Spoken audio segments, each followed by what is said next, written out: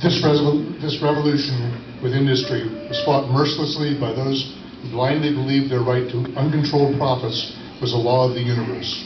And without the maintenance of the old order, catastrophe faced the nation. History is a great teacher, and now everyone knows that the labor movement did not diminish the strength of the nation, but enlarged it. By raising the living standards of millions, labor miraculously created a market for industry and lifted the whole nation to undreamed levels of production. Those who attacked labor forgot these simple truths, but history remembers them. Labor's next monumental struggle emerged in the 30s, when it wrote into federal law the right freely to organize and bargain collectively. It was now apparently emancipated.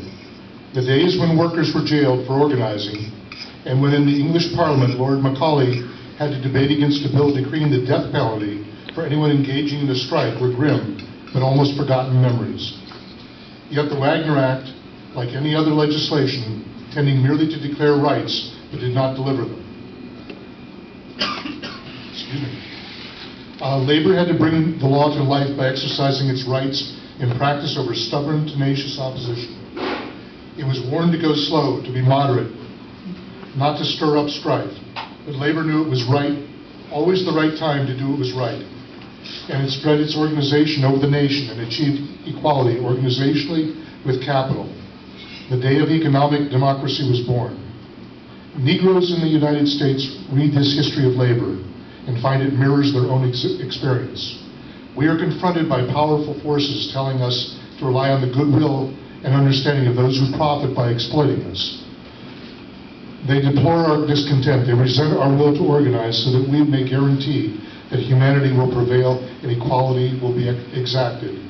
They are shocked that action organizations, sit-ins, civil disobedience, and protests are becoming our everyday tools.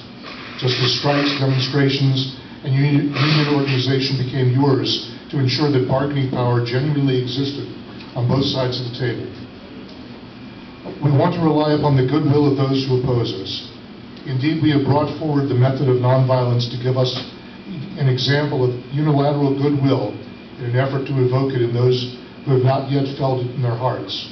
But we know that if we are not simultaneously organizing our strength, we will have no means to move forward. If we do not advance, the crushing burden of centuries of neglect and economic deprivation will destroy our will, our spirits, and our hopes. In this way, labor's historic tradition of moving forward to create vital people as consumers and citizens has become our own tradition, and for the same reasons.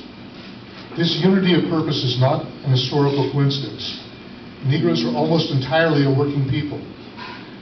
There are pitifully few Negro millionaires and few Negro employers. Our needs are identical with labor's needs. Decent wages, fair working conditions, livable housing, old age security, health and welfare measures, conditions in which families can grow, have education for their children, and respect in the community. That is why Negroes support labor's demands and fight laws which curb labor. That is why the labor hater and the labor baiter is virtually always a twin-headed creature, spewing anti-Negro epithets from one mouth and anti-labor epithets from the other mouth. The duality of interests of labor and Negroes makes any crisis which lacerated you a crisis from which we bleed. As we stand on the threshold of the second half of the 20th century, a crisis confronts us both.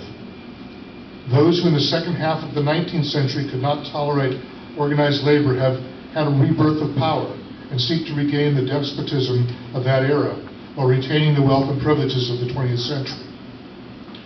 Were it to be the ultra-right wing in the form of birch societies, or the alliance which former President Eisenhower denounced, the alliance between big military and big industry, or the coalition of Southern Dixiecrats and Northern reactionaries, whatever the form, these menaces now threaten everything decent and fair in American life.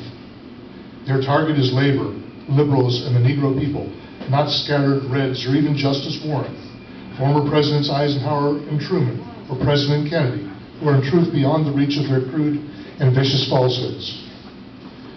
Labor today faces a grave crisis, perhaps the most calamitous since it began its march from the shadows of want and insecurity.